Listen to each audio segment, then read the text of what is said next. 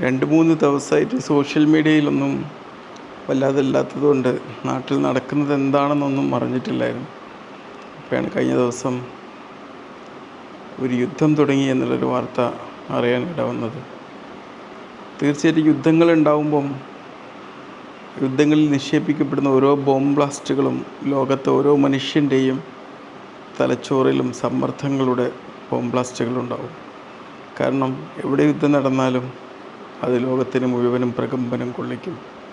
സാമ്പത്തിക പ്രകമ്പനങ്ങൾ, ബന്ധങ്ങളിലെ പ്രകമ്പനങ്ങൾ. കാരണം നമുക്ക് വേണ്ടപ്പെട്ടവരൊക്കെ പലരും പല രാജ്യങ്ങളിലായിട്ടുണ്ടാവുമ്പം നമ്മളറിയാതെ അവർക്ക് വേണ്ടി ചെയ്യപ്പെടുന്ന പ്രാർത്ഥനകൾ, സമാധാനം പുലരണേ എന്നുള്ള ആഗ്രഹങ്ങൾ. പക്ഷേ യുദ്ധം അത് ചെയ്യുന്നവർക്കിടയിൽ അതിൻ്റേതായ വ്യാഖ്യാനങ്ങളും അതിൻ്റേതായ താല്പര്യങ്ങളും ഉണ്ടാവും. അവിടെ ജാതി, മതം, ദൈവവിശ്വാസം ഒന്നും ഒരു മാനദണ്ഡമല്ല. യുദ്ധം ചെയ്യപ്പെടുന്നത് വിളറിവുകൊണ്ട് ഭ്രാന്ത് പിടിച്ച മനുഷ്യ സമൂഹത്തിൻ്റെ അല്ലെങ്കിൽ ഒരു സംഘത്തിൻ്റെ കാട്ടിക്കൂട്ടലുകളാണ്. അവിടെ നമ്മൾ അസ്വസ്ഥമായിരിക്കേണ്ടതില്ല. സമാധാനത്തിന് വേണ്ടിയുള്ള പ്രാർത്ഥനകൾ പുലരണമെങ്കിൽ സമാധാനം ഉള്ള മനസ്സുകൊണ്ട് പ്രാർത്ഥിച്ചിട്ടേ അതിന് കാര്യമുള്ളൂ.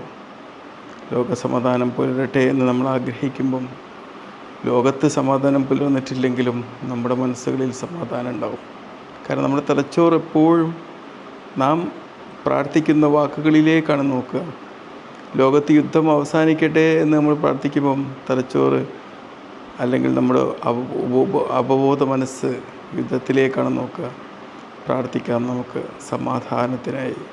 ലോകസമാധാനം, മനുഷ്യർക്കിടയിൽ സമാധാനം പുലരട്ടെ എന്ന് പ്രാർത്ഥിക്കാം. അപ്പോൾ നാം എന്ന വ്യക്തി, ലോകത്തെ ഏറ്റവും പ്രധാനപ്പെട്ട വ്യക്തി അത് നാമാണ്. ലോകത്ത് നടക്കുന്ന ഒരു സംഭവങ്ങളും നമ്മിലെ സമാധാനം നഷ്ടപ്പെടാൻ കാരണമാവരുത്. ലോകത്ത് സമാധാനം പുലരട്ടെ പുലരട്ടെ പുലരട്ടെ എന്ന് മാത്രം നമ്മൾ പ്രാർത്ഥിച്ചു കൊണ്ടേയിരിക്കുക.